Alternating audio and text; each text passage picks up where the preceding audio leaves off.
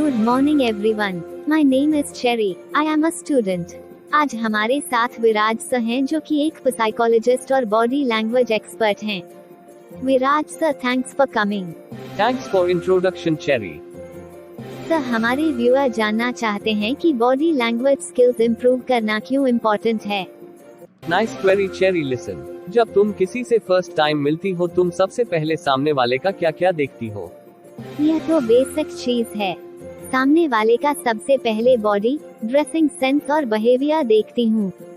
Cherry, ज्यादातर influencer, celebrity and females कहते हैं कि सामने वाले की सूरत नहीं सीरत देखनी चाहिए, पर यह एक मिथ है। हर इंसान सबसे पहले सामने वाले का लुक्स और बॉडी लैंग्वेज देखता है। यह सच है, मैंने यह देखा है, ज्यादातर लोग यही बोलते हैं। चेरी, जब कोई इंसान तुमसे फर्स्ट टाइम मिलता है तो तुम्हारे body language, dressing sense, behaviour, personality देखकर जज करता है। सिर्फ तुम्हारे बॉडी लैंग्वेज, स्किल और पर्सनालिटी से सामने वाले को इम्प्रेस किया जा सकता है और खुद की वैल्यू बढ़ाई जा सकती है। व्हाट्सएप में अपना बॉडी लैंग्वेज, स्किल्स और पर्सनालिटी कैसे इम्प्रूव करूं? चेरी, मैंने यह ऑब्जर्व किया है कि ज्यादातर entrepreneurs, leaders, students and others professionalist अपने इसी स्किल की कमी की वजह से लाइफ में सक्सेसफुल नहीं हो पाते।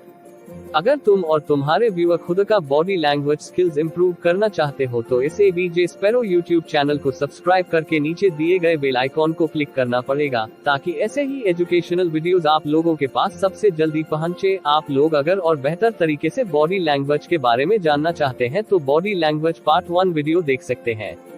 Okay Viraj sir, of course मैं और मेरे व्यूअर इस यूट्यूब चैनल को सब्सक्राइब करके बेल आइकॉन को क्लिक करेंगे। चेरी, क्या तुम्हें पता है तुम किसी भी सिचुएशन में अपने हाथों के सही पोस्चर को पावरफुली और कॉन्फिडेंटली कंट्रोल और डोमिनेंट कर सकती हो? यह कैसे हो सकता है सर? चलो मैं तुम्हें एक स्टोरी के जरिए यह समझाता हूँ। Let's start, I am very excited. Ancient time में लोगों के नजर में खुले हाथ का मतलब होता था कि सामने वाले के पास कोई वेपन नहीं है, हमें सामने वाले से कोई खतरा नहीं है। एरियन ने अपनी ग्रेजुएशन कंप्लीट करने के बाद एरियन की एक पीआर कंपनी में जॉब लग गई। एरियन ने अगले ही दिन जॉब ज्वाइन किया।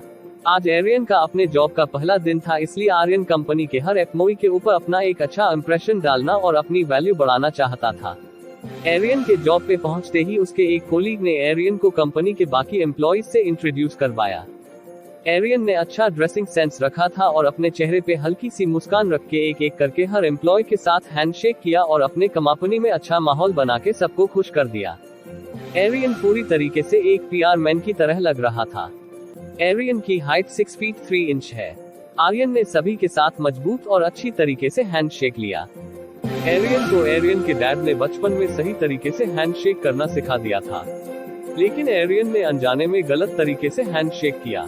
खुद का अच्छा इंप्रेशन डालने की कोशिश के चलते एरियन ने कंपनी के दूसरे एम्प्लॉय के साथ हैंडशेक टाइम काफी जोर से सामने वाले के हाथों को दबा दिया, जिसके चलते कंपनी के 5 फीमेल एम्प्लॉयज के रिंग फिंगर्स से खून निकल गया और कुछ एम्प्लॉयज घायल हो गए। कंपनी के कुछ मेल एम्प्लॉयज एरियन के साथ हैंडशेक कंपटीशन करते थे। कंपनी की ज्यादातर फीमेल्स ये सब चुपचाप सहती रहती थी, लेकिन वो आपस में एरियन के बारे में गॉसिप्स करती थी कि हर किसी को एरियन से दूर रहना चाहिए और एरियन एक रूड और रूथलेस इंसान है। कंपनी के जो मेल एम्प्लॉयज ने इस चीज को इग्नोर कर दिया, लेकिन फीमेल एम्प्लॉयज एरियन से अक्सर दूर रहती थी।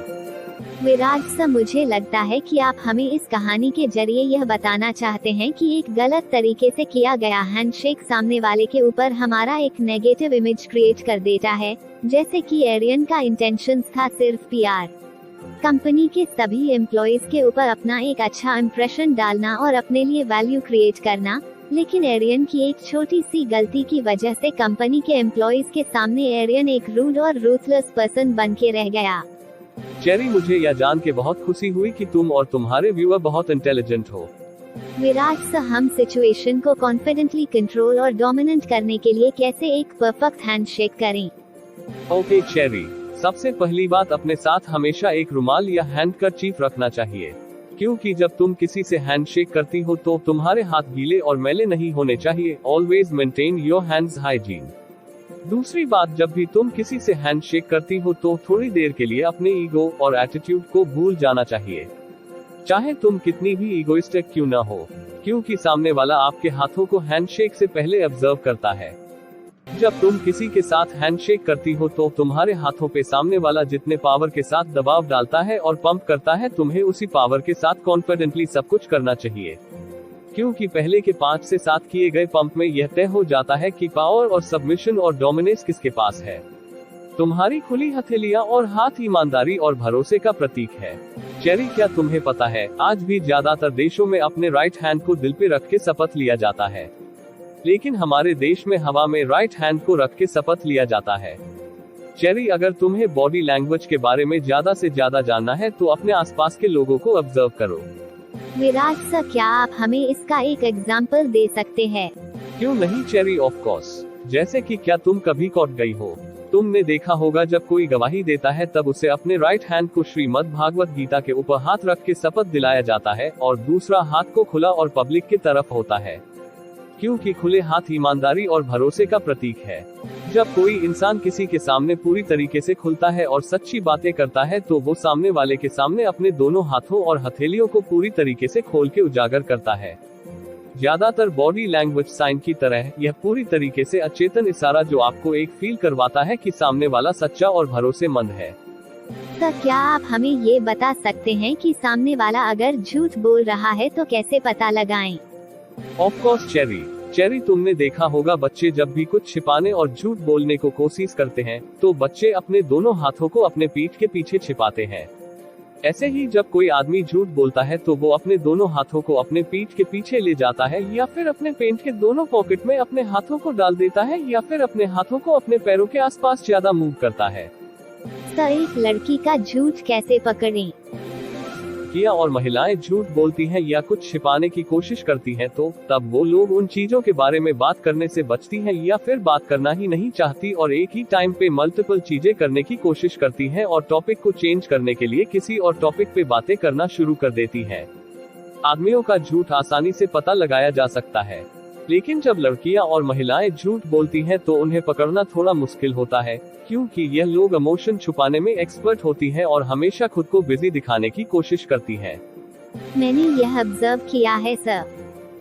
जो लोग सेल्समैन होते हैं उन लोगों को भी बॉडी लैंग्वेज के बारे में बताया जाता है।